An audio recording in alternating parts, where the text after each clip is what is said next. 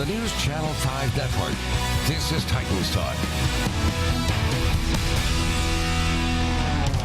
Hey there, and welcome in to Titans Talk on this Monday after week 15 in the National Football League. Down to just 2 games left. The Titans a loser again yesterday, 33-16 to the New England Patriots. Now 3-11 on the season. Just 2 more chances for wins, 2 more chances to get division wins as they get the AFC South leading Texans at home on Sunday, and then finish up the regular season in Indianapolis against the Colts in early January. And we learned today that the Titans may have to do all that without the services of Marcus Mariota.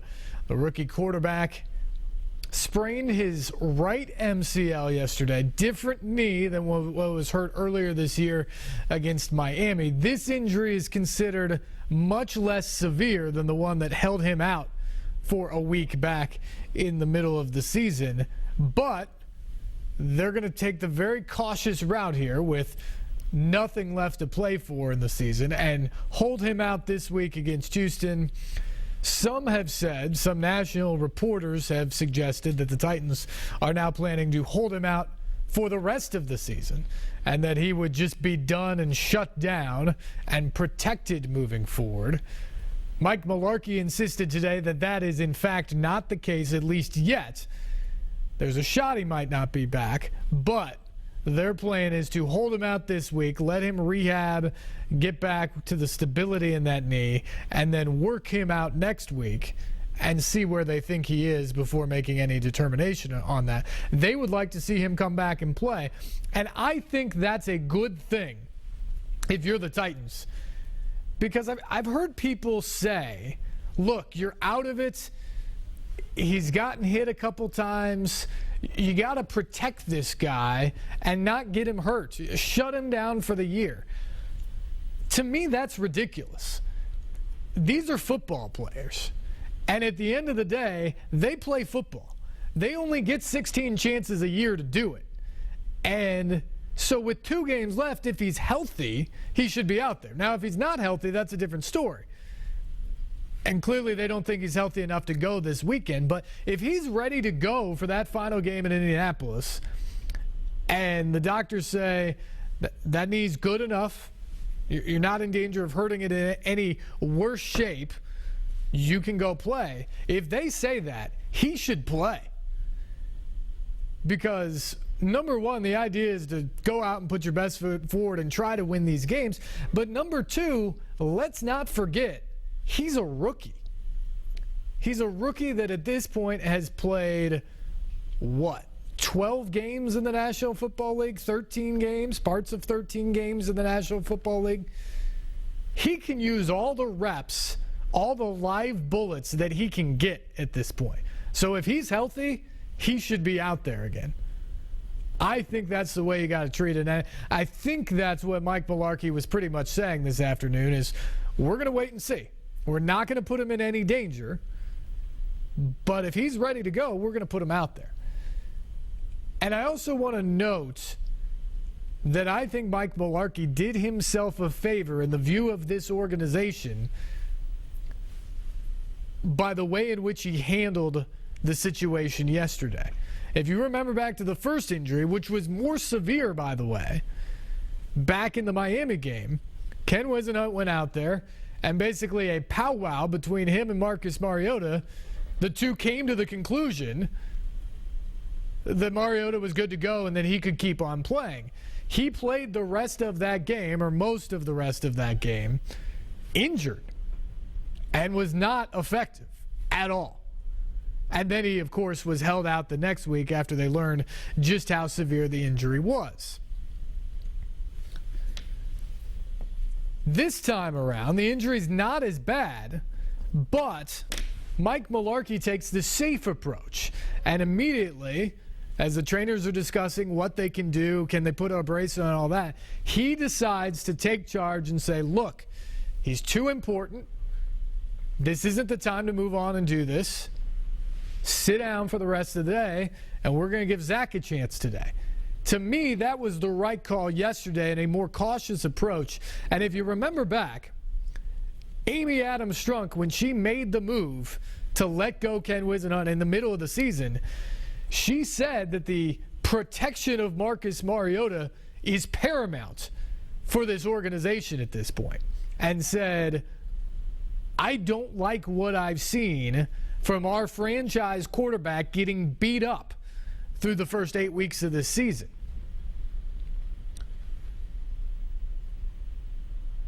It's been the task for Mike Mularkey and the remaining staff to figure out how to protect him better. And for the most part, they've schemed better to do that. Now, against two really good defenses, they've given up 5 sacks each of the last 2 weeks. That is alarming, and certainly a problem that emphasizes just how poor this offensive line is right now. But Mike Mularkey deserves credit for how he has tried to handle Marcus Mariota and make sure he gets through this season in one piece. And yesterday was another example. And I think the stark difference in the way he treated the situation and the way Ken Whisenhunt treated the situation 8 weeks or however many ago, I think that weighs with this organization and with Amy Adams Strunk. Not to say that I think that's going to win him the job. They're going to have to certainly show something in these last 2 weeks, and even then it may not be enough. But I think he's gained a lot of respect from the ownership and from the football people in and around St. Thomas Sports Park with the way he's handled the interim job, and specifically in the way he's handled the quarterback position. Want to hear from you on that tonight, 737-7767. What would you do with Marcus Mariota? Depending on what this injury is, would you shut him down for the season? Or do you want to see him, if healthy, get back out there and get some more reps before the end of the year?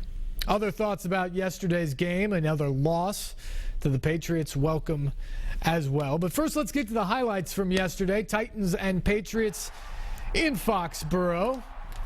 Start out poorly, although not as poorly as the last trip, which ended up 59-0. Chandler Jones with the strip. Akeem Hicks falls on the end zone. It's 14-0. And then it gets worse. That is the sack by Jamie Collins that ended Marcus Mariota's day and perhaps the season. Ultimately a sprained MCL. Tom Brady, the greatest living American, gives it off to James White, who does the rest. He was really the great one on that play. 30-yard touchdown. It was 24-3 in the third when Zach Mettenberger starts a rally. That's a good guy to find. Delaney Walker for the touchdown. And then this is Exhibit A why Delaney Walker really should be in the Pro Bowl this year. Catches the ball and then just starts shucking guys, hurdling guys, stiff-arming guys, 57 yards. He lived up to what I think is a very good season yesterday and should be in the Pro Bowl. The Patriots respond right back, though. Just 11-point game. The pass to Brandon LaFell sets up a field goal. And then Mettenberger's pass tipped and picked off by Jamie Collins, who had a whale of a game. He returns all the way back to the 15, and that sets up a field goal. And that would be your final as the Patriots win it 33-16.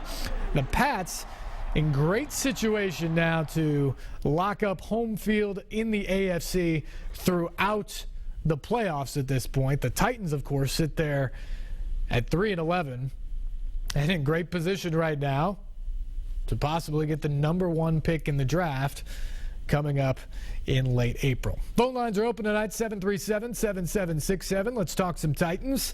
That game yesterday, what you saw, and also Marcus Mariota, what you would do with the rookie quarterback now that he's beat up again and you've got 2 games left. Let's go to the phones. First up tonight, Landon. Landon, good evening. You're leading us off here tonight on Titans Talk. Hey, Landon, are you there? Yes, sir. Sorry about that. Yep, go ahead. I'm a lot like you, and that's just like I told the lady that asked me my name. We got to get a better offensive line for the young quarterback, I mean, he just getting beat up out there. I don't know what they need to do, but they need to do something, And you can't put it all on him, First-year quarterback. Yeah, I think that's a very good point. I think the big issue for the Titans right now is protecting whoever's back there at quarterback, Marcus Mariota or Zach Mettenberger. And you got to protect your interests there with Mariota. I think he has shown a lot this season for a rookie in some adverse situations. Think about it. He's been beat up a couple times. His offensive line is as bad as any unit in the league. His head coach got fired less than halfway through the season. He's had a rough road to hoe as a first-year player, a rookie first-round draft pick to try to weather the storm, and I think he's done a remarkable job. He's had some of the best rookie days we've ever seen from a quarterback in the NFL, and he's doing it with all those things going against him. He was on pace until the last couple weeks, and now who knows if he'll get the shot to potentially break the all-time rookie passing touchdowns record in a season for a while. I mean, that's impressive stuff right there. Yet he's also shown off his legs. He caught a touchdown pass last week. He is proven to be the weapon that the Titans believe he can be, but you got to be able to protect him long term. And you got to put some weapons around him. You've got to have more than just Marcus Mariota on this team. Let's go to Cap. Cap, good evening. You're next up. Okay, how you doing? Doing well. I was just saying one thing. I know they need maybe some protection, but I think, are you there? Yeah. I think you got all the eggs in one basket. You know, have you ever seen Steve McNair? He didn't even need nobody hardly. He ducked them guys trying to sack him. Mariota the other day when he knocked that ball out of his hand, I noticed he don't look what's going on behind him. I know they got all their eggs on there, but in the long haul, every game that I've watched with the Titans, they need to look for a kick-butt, a quarterback, ready to back up now, because I think this guy is a little too young and inexperienced from what I see. All right, Cap. He's certainly young and he's inexperienced in the National Football League, but it's hard to argue with what he's done. And look, the play yesterday where he got stripped, no quarterback in the NFL looks behind them. That's not their job. Their job is to survey the field and find the open guy and make a throw. And that was a play where Taylor Lewan got beat. And that is an issue here. Not just the offensive line, but the foundational guys to that offensive line. Taylor Lewan, your first-round pick a couple years ago. Chance Warmack, your first-round pick a couple years before that. Those guys are supposed to be the foundations. And yesterday, neither one of them had a good game.